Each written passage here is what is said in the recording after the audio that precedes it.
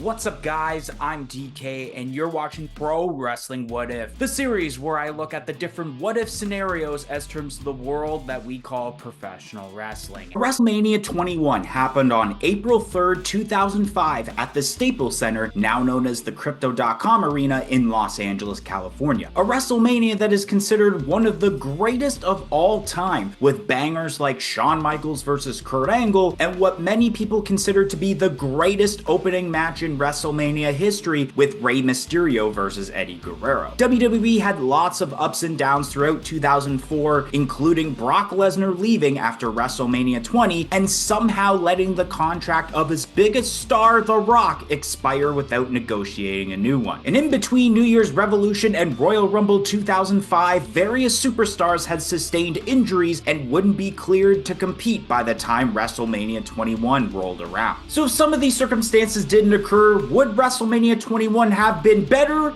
or worse? So in today's video, we're going to be discussing what if WrestleMania 21 was booked different.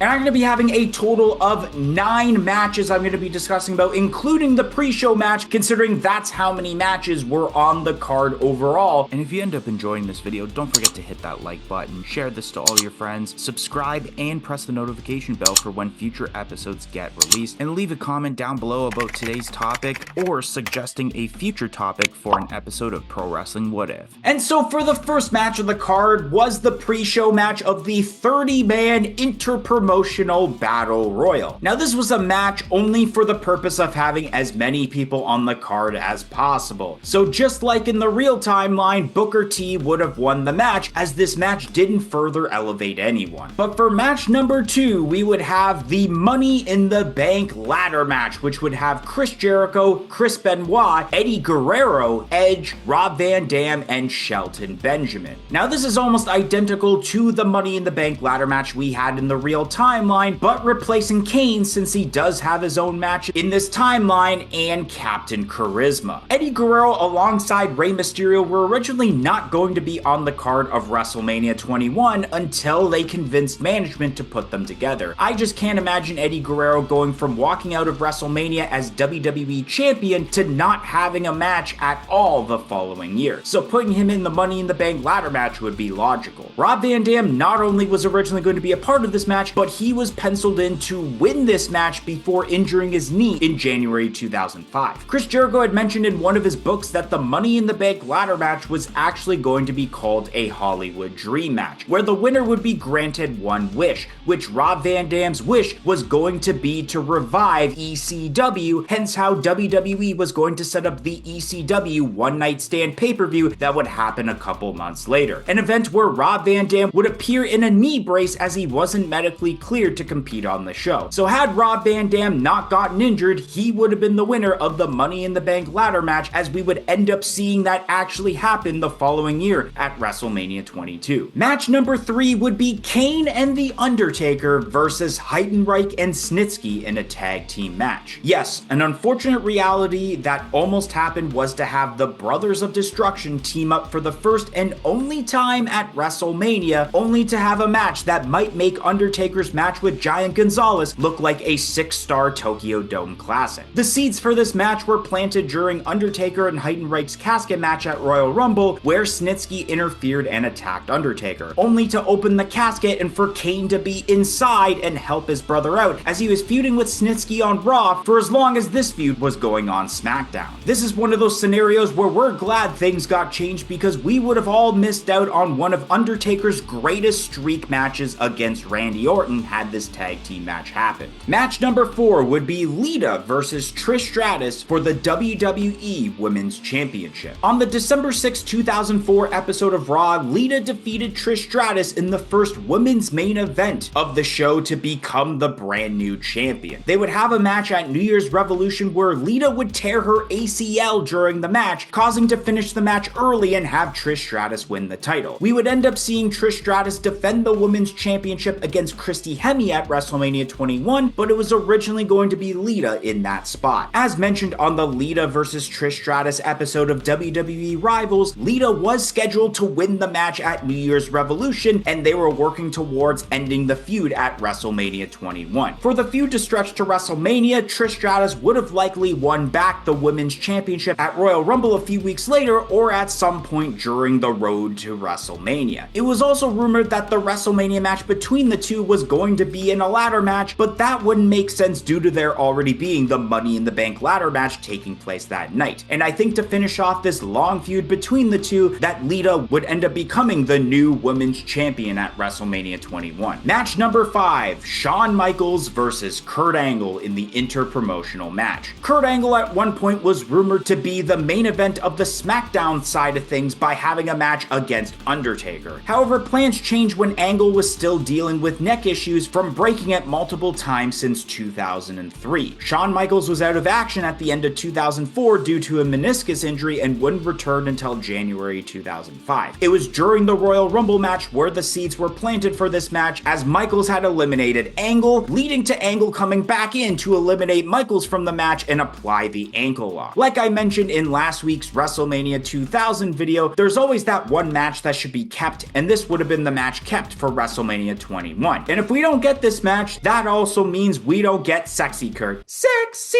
Kurt! I'll make your ankle hurt. Ankle hurt. Yes, I get it. I'm a very terrible singer, but let's move on to the next match. Which the 6th match on the card would be Aki Bono versus Big Show in the sumo match. Which this match did happen in the real timeline of WrestleMania 21, but WrestleMania always had those attraction matches, so having this match seemed almost inevitable. Plus, this match was definitely made to calm down the crowd after the amazing Michaels and Angle match they had just witnessed right before. Match number 7 would be John Cena versus JBL for the WWE Championship. There were rumors of JBL having a different opponent for WrestleMania 21, which we'll get into later on, but I can't imagine a world where John Cena doesn't get the WWE Championship match at the event. John Cena was on the rise to becoming the top babyface of SmackDown, especially after winning the United States Championship at the prior year's WrestleMania against the Big Show. It seemed that it was destined for him to be placed in the main event scene, with Brock Lesnar having just left after WrestleMania 20 and WWE needing to find a new star to fill the void. JBL was the exact polar opposite to John Cena, and Cena was the perfect person to finally drop the WWE Championship to after having held it since the Great American Bash 2004. Had Brock Lesnar stayed with WWE in 2004, which in this timeline I didn't incorporate for this video, it probably would have been John Cena versus Brock Lesnar for the WWE Championship, with the exact result as with JBL of John Cena walking out of WrestleMania 21 as the new WWE Champion. Match number 8 would be Rey Mysterio versus The Rock. The Rock re-signing to WWE in December 2004 is something I had to incorporate into this, as I think it would have been interesting to dive into. It was rumored that The Rock had pitched matches against either Macho Man Randy Savage or Sting at WrestleMania 21. Another match that was discussed for him was to face JBL for the WWE Championship and win the title, only for him to drop it back to him the following episode of SmackDown. Sting had refused the match due to the comments Rock made about Booker T during the invasion angle, and there was no word on what Savage's response was. The problem with The Rock going into a world title program would be interfering with his Hollywood schedule, as he was already in the middle of filming a movie while No Way Out was happening, which was the event that John Cena defeated Kurt Angle to get the WWE Championship match at WrestleMania 21. Rock had mentioned years later that one of his dream opponents in WWE was Rey Mysterio, and it was a match that almost happened at Backlash 2003 instead of Goldberg. So if Rock couldn't have the matches he requested or the title match,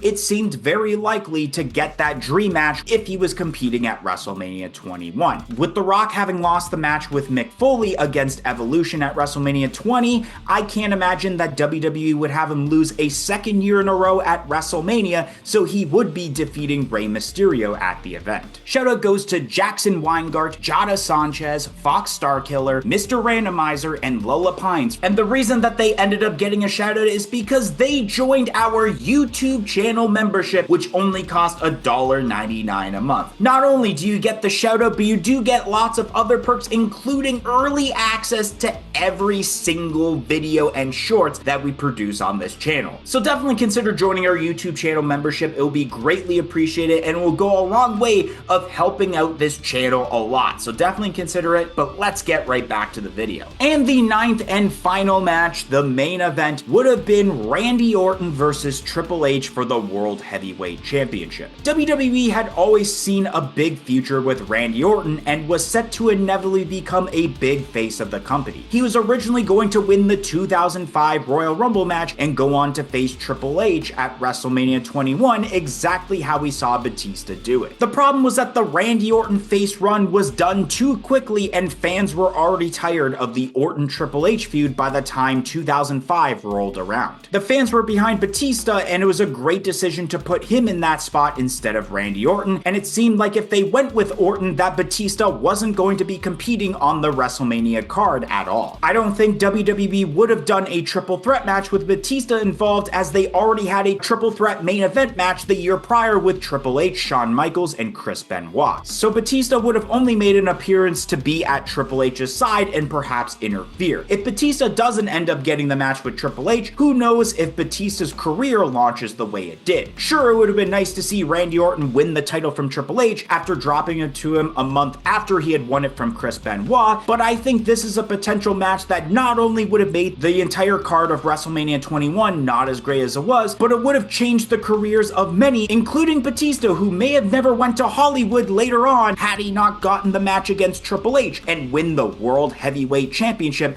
to launch his career.